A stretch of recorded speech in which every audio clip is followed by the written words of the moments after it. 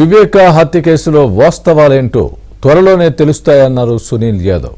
వివేక కేసులో A2గా ఉన్న సునీల్ యాదవ్ కీలక వ్యాఖ్యలు చేశారు. ఎంపీ అవినాష్ రెడ్డితో తనకు ఎలాంటి సంబంధాలు లేవంటోన్న సునీల్ యాదవ్తో మా ప్రతినిధి Srinivas face to face. Telugu రాష్ట్రాల్లో సంచలనం సృష్టించిన వైఎస్ వివేకానంద రెడ్డి హత్య కేసుకు సంబంధించి పులివెందులో మనం ఇప్పటి వరకు చూసాము. నిందితులు అంతా కూడా జైలుకి వెళ్ళి కొంతమంది బెయిల్ కూడా రావడం జరిగింది. ఆ తర్వాత దానికి సంబంధించి ఆమె కుమార్తె సుప్రీంకోర్టు వరకు వెళ్ళి బెయిల్ కూడా చాలామందిని అడ్డుకోవడం కూడా జరుగుతుంది. ఇంకా వివాదం నడుస్తూనే ఉంది. దీనికి సంబంధించి మనం ఇప్పుడు ఈ కేసులో వైఎస్ వివేకానంద రెడ్డి హత్య కేసులో A2 నిందితుడైన సునీల్ యాదవ్ మన దగ్గర ఉన్నారు ఒకసారి. సో అప్పుడు ఆ సునీల్ కీలకంగా సునీల్ ఆ రోజు విచారించి ఫస్ట్లోనే అతను సిబిఐ విచారించి అరెస్ట్ చేయడం జరిగింది. సో అప్పుడు కొన్ని విషయాలు సునీల్ యాదవ్ అడిగి మనం తెలుసుకునే ప్రయత్నం చేద్దాం. సునీల్ గారు చెప్పండి, ఫస్ట్ సిబిఐ మిమ్మల్ని అడిగిన ప్రధాన క్వశ్చన్ ఏంటి అప్పట్లో? సార్ హత్య జరిగినప్పుడు నువ్వు ఎక్కడున్నావు, ఇలాంటి క్వశ్చన్లు సార్ వాళ్ళ ఇంటి దగ్గర మెయిల్ ఉంది, రకరకాల క్వశ్చన్లు అడిగారన్న సిబిఐ వాళ్ళు. సునీల్ ఒక మాట చెప్పండి, వివేకానంద రెడ్డికి మీకున్న సంబంధం పైన ఒకసారి చెప్పండి.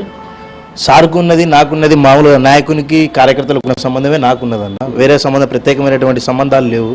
అప్పుడు నేను జైల్లో ఉన్నప్పుడు కొన్ని రకరకాల అలిగేషన్స్ వచ్చినటువంటి రాంగ్ అన్నీ. సార్తో ఆ సంబంధం ఉంది, ఈ సంబంధం ఉంది, రకరకాల సంబంధాలు ఉన్నాయి సార్తో. అంత సన్నిహితం లేదన్న. సార్తో ఉన్న సంబంధం దగ్గర సంబంధం అంతే. సార్కి ఎక్కడికైనా పోయినా మాకు ఆయనతో పాటు ఉండేవా, ఆయన నమ్ముకున్న వాళ్ళు మాకు సంబంధం ఉంది అంతే. సరే, ఇప్పుడు మీరు బెయిల్ నుంచి వచ్చారు కదా, బెయిల్ పైన వచ్చారు, ఏమైనా మీకు ఏం ఆలోచన అప్రూవర్గా ఏమైనా మారాలని ఉందా? అట్లా ఏమన్నా అప్రూవర్ అనేది ఇంకా లేదన్నా. అంటే మీకు పెద్దవాళ్ళు కానీ మీకు ఆలోచన ఉండొచ్చు, ఎందుకంటే ఇదంతా చాలా జైల్లో ఎంతకాలం ఉన్నారు మీరు? 39 నెలల కాలం ఉన్నాను జైల్లో. 39 నెలలు జైల్లో ఉన్నారు కాబట్టి మీరు కొంత మార్పు వచ్చి ఉండొచ్చు. ఇంకేమైనా అట్లా అప్రూవర్గా మారి ఇంకేదన్నా అలాంటి పొలిటికల్ గానో అసలు తర్వాత ఏ స్టెప్ తీసుకుంటారు? అప్రూవర్ విషయం వస్తే కోర్టు పరిధిలో ఉందన్న. అది పొలిటికల్ ఎంట్రీ అయితే ఖచ్చితంగా ఉందన్న. తొందరలో ఖచ్చితంగా ఎంట్రీ చేస్తామన్న. ఓకే, కంపల్సరీగా అన్న.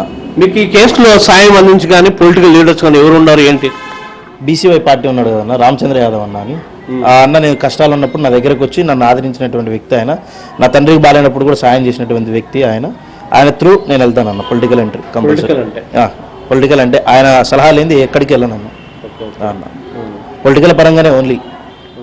ఈ కేసులో ఇప్పుడు ఎంపీ అవినాష్ రెడ్డి ఉన్నాడు. దీనికి సంబంధించి ప్రధానంగా ఆయన మీద సూత్రధారిగా వచ్చింది నిందలు.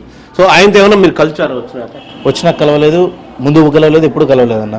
39 నెలలు జైల్లో ఉండేది ఒక ఎత్తు అయితే అప్పుడు ఎంక్వైరీ ఎదుర్కొన్న సంవత్సరం పాటు ఎంక్వైరీ ఎదుర్కొన్నాను. కడపలో మీరు చూసింటారు, కడపలో గెస్ట్ హౌస్ అయినా కానీ, ఢిల్లీ సిబిఐ ఆఫీస్ 2.5 నెలలు ఉన్నప్పుడు కానీ అప్పుడు కూడా ఎక్కడ లేదు ఆయనతో దాఖలు లేవన్న. నాకు కలిసి ఉన్న దాఖలు లేవు, మాట్లాడిన దాఖలు లేవు. ఎప్పుడూ ఆయనతో ఫోటోలు దిగిన ఫోటోలు స్క్రోల్ చేశారు.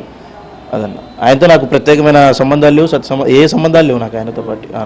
సరే, సునీతం ఏమన్నా మీతో ట్రై చేయడం మాట్లాడడం జరిగింది?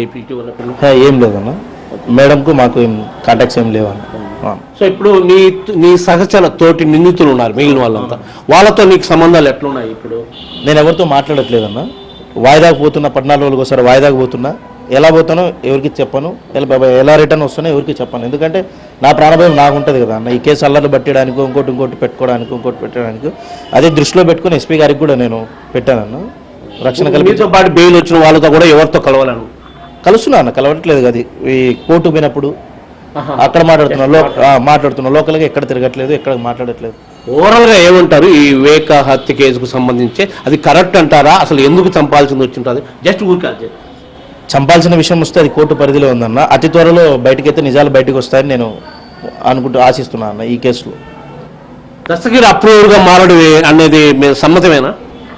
అది కరెక్టా? అది కోర్టు పెట్టింది ఆయనకు. దస్తగిరి అనేటువంటి వ్యక్తి ఆయన కోర్టుకు పెట్టింది. మన కోర్టు పరిధిలో ఉన్న మ్యాటర్ మాట్లాడుకోవడం మంచిదని నేను అంటాను. కోర్టు పరిధిలో అంశాలు నేను మాట్లాడలేనని చెప్పి కూడా చెప్తున్నాడు. అయితే ఆ రోజు జరిగిన వివేక హత్య కేసుకు సంబంధించి మాత్రం తను డైరెక్ట్ ఉన్నట్లు చెప్పలేదు, ఏది చెప్పలేదు.